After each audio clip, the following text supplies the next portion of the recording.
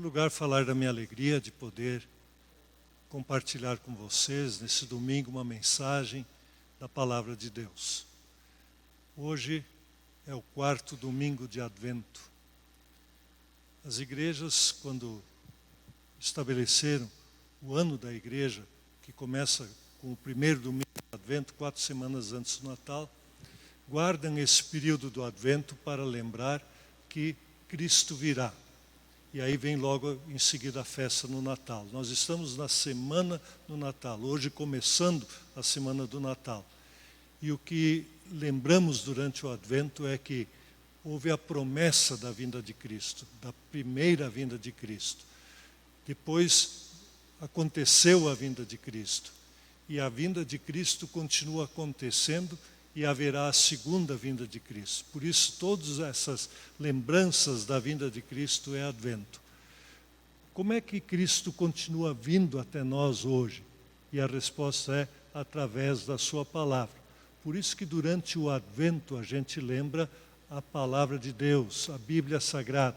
É a maneira como Deus vem até nós nos dias de hoje. Advento, vinda de Cristo. Hoje, o 4º domingo de Advento. E nós queremos falar de uma palavra muito especial, de uma história muito especial, onde a palavra de Deus veio a um jovem chamado Samuel. Samuel, um jovem que tem uma história especial que pode nos trazer muitas lições. Quem era esse tal de Samuel? Que até tem 2 livros na Bíblia com o nome dele. Primeiro livro de Samuel, segundo livro de Samuel. Pois é, a história dele começa com a história da mãe e do pai, Ana e Elcana. Elcana era um servo de Deus e Ana, sua esposa, nunca tinha ficado grávida. E ela queria muito um menino, ela queria muito um bebê.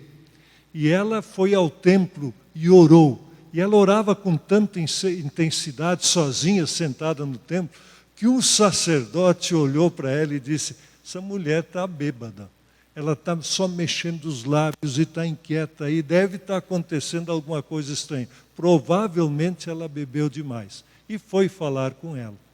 E aí ela disse: não me leve a mal, entenda o meu drama, eu quero muito ter um bebê. Ela pedia um bebê ao Papai do Céu.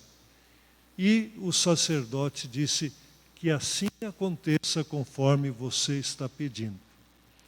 Ana ficou grávida. E quando ela estava grávida, ela fez um voto sobre o menino que ainda estava dentro do seu ventre. E o que o voto dela dizia? Que ela iria dedicar esse menino ao Senhor. Quando ele nascesse, ele seria dedicado ao Senhor. Aí nasceu, veio o menino Samuel, e quando ele já estava na pré-adolescência ou na adolescência, ela foi levá-lo ao templo para servir ao Senhor, servir ao sacerdote Elcana. E aí que aconteceu a cena que aparece no texto que nós destacamos para o domingo de hoje, que foi há pouco lido. O menino estava no seu aposento, quando ele ouviu uma voz que dizia: Samuel, Samuel. E ele achou que era o sacerdote. Ele foi lá e disse: eis-me aqui, Senhor, o que eu posso ajudar? E o sacerdote disse: eu não te chamei. Essa cena ocorreu 3 vezes, 2 vezes. E antes da terceira, o sacerdote disse: quando você ouvir de novo uma voz, se você ouvir, você responda: fala, Senhor, porque o teu servo ouve. E aí aconteceu. Ele falou e Deus falou com Samuel. O que Deus falou com Samuel não foi fácil. Ele falou que Samuel devia dizer ao sacerdote que haveria um castigo para os seus filhos e que Deus sabia o que eles estavam fazendo, inclusive a atitude do próprio sacerdote. E Samuel fez. E Samuel fez como Deus lhe disse. Ele não apenas ouviu, mas ele seguiu a voz de Deus. E aqui eu quero dar uma parada para a gente pensar um pouquinho. É isso que o nosso mundo de hoje gostaria de fazer? É isso que você e eu aprendemos na nossa experiência diária, de que a gente diz, fala, Senhor, porque o teu servo ouve? Não é mais comum as pessoas terem o desejo de serem elas os senhores e disserem, vê se me escuta aí, vê se escuta o que eu estou dizendo. E não, fala, Senhor, porque o teu servo ouve. É interessante. Hoje se ensina que a pessoa deve ter o protagonismo sobre a sua própria história. O que é isso, protagonismo? Ela deve escrever a sua história. Ela deve ter o senhorio sobre a sua própria vida. Ela deve decidir o que ela quer e o que ela não quer. E ela deve impor a sua vontade. Para isso, para ela poder fazer a sua própria história do jeito que ela quer. É bem o contrário do que a história de Samuel nos ensina. Aliás, em certo sentido, você e eu somos iguais a esse menino Samuel. Nenhum de nós pediu para nascer. Aliás, aqui já está uma das grandes lições da vida. Nenhum de nós pediu para nascer, a gente simplesmente nasceu. Outros fizeram algo para que a gente nascesse, não é verdade? E aí a gente está aqui. A gente nasceu, a gente não pediu para estar aqui e aqui está. E aí no Samuel ainda tinha mais um detalhe além desse. A mãe decidiu o que o menino deveria ser na vida. Ela decidiu consagrar o filho ao Senhor. Hoje dificilmente alguém aceita que o pai ou a mãe imponham qual é a carreira que a pessoa deve seguir. Cada um acha que deve ele mesmo escolher onde é que ele vai dedicar a sua vida. Pois que o Samuel parece que tudo vai ao revés. E aí ele foi levado ao templo, foi lá servir, e aí Deus fala com ele, e o sacerdote ainda ensina ele a dizer, fala, Senhor, porque o teu servo ouve. Vejam, parece que ele não tem protagonismo nenhum.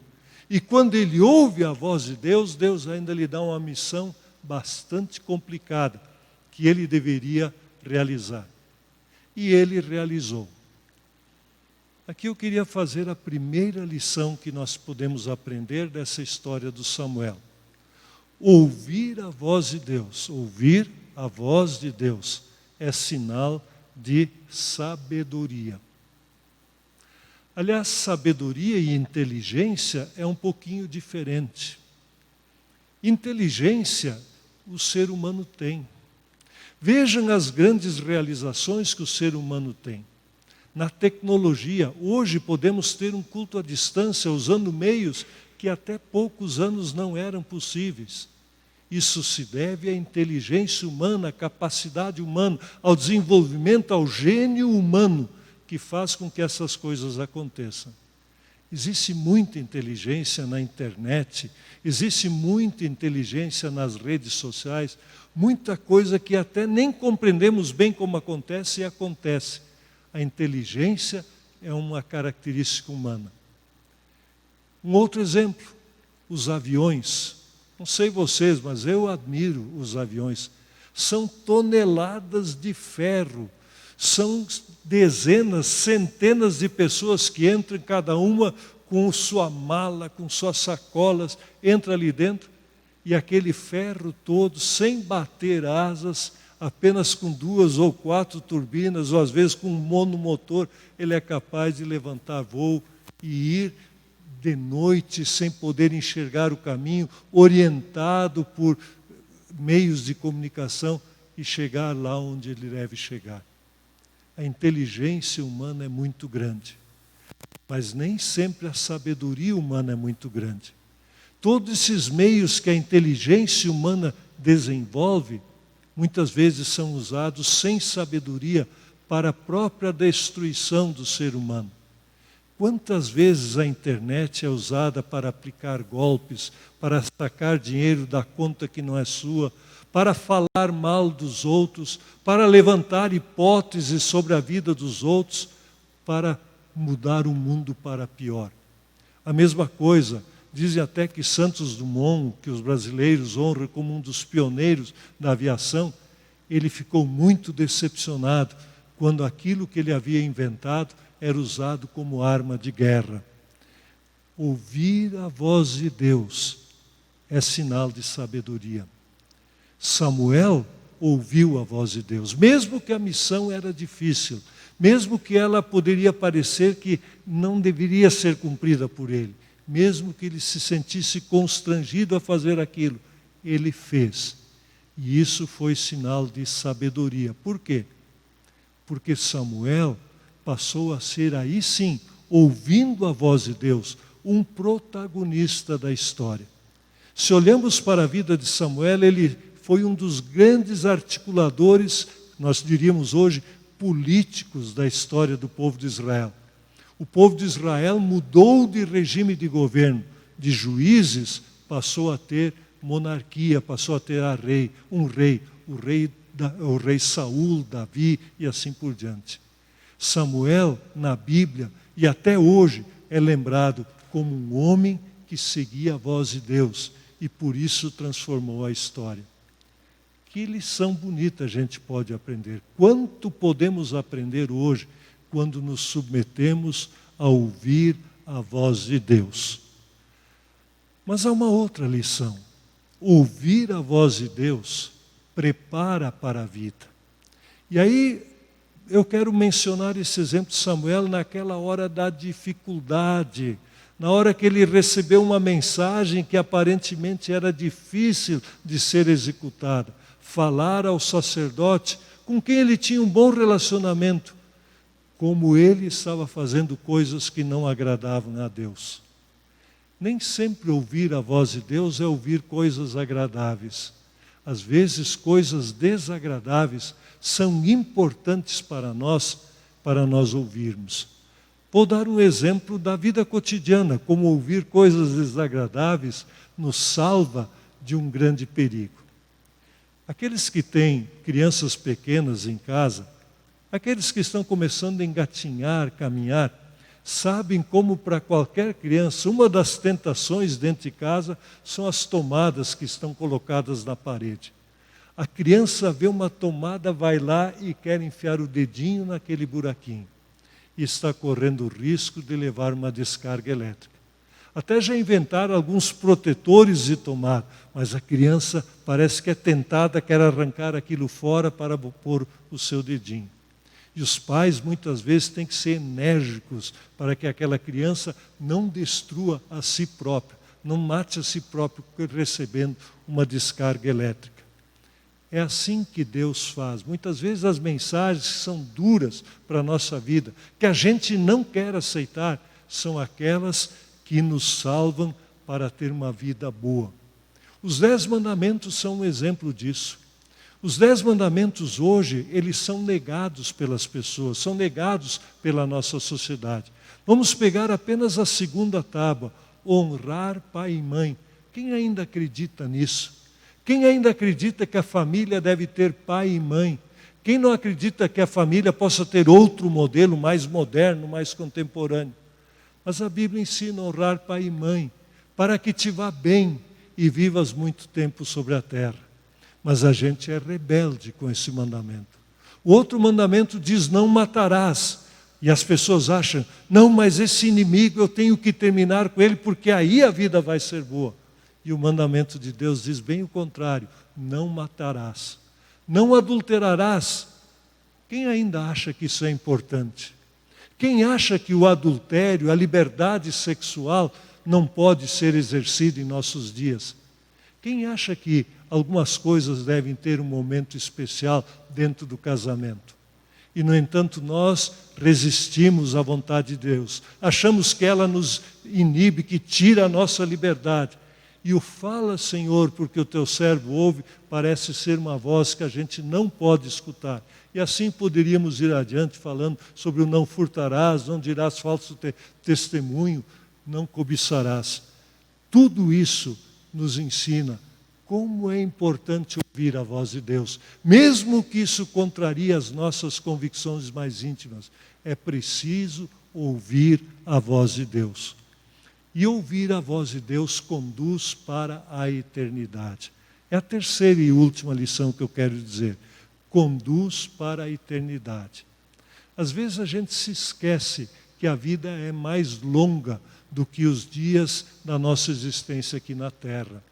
A gente acha que o grande risco é a gente morrer numa pandemia de um vírus que apareceu de uma hora para outra na história da humanidade. A gente acha que isso é a grande desgraça e se esquece de que há uma eternidade.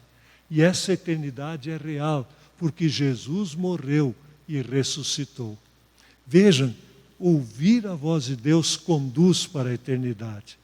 Quando a gente aprende que a vida é eterna, isso muda a maneira como a gente lida com as coisas aqui no mundo. Coisas que a gente achava muito importantes aqui no mundo passam a ter um valor relativo diante da eternidade. E coisas que a gente nem valorizava tanto passam a ter um valor muito grande, porque a gente sabe que a vida é eterna. Por isso mesmo, essa palavra que aprendemos hoje de Samuel é uma palavra importante. Fala, Senhor, porque o teu servo ouve. Uma palavra que pode nos ajudar no nosso dia a dia. Nos ajuda sempre. Por quê? Porque a voz de Deus, ela é sinal de sabedoria. A voz de Deus prepara para a vida e a voz de Deus conduz para a eternidade. Que nessa semana, onde nós vamos celebrar o Natal, a gente se lembre de ouvir a voz de Deus. Aproveite esse tempo de distanciamento social, mas de vida em casa. E à noite, ou a qualquer hora, abra sua Bíblia e leia as histórias do Natal. Ouça a voz de Deus. E ouvindo essa voz de Deus, você vai ter sabedoria. Que Deus abençoe vocês todos e conceda a todos uma semana rica e abençoada na presença de Deus. Amém.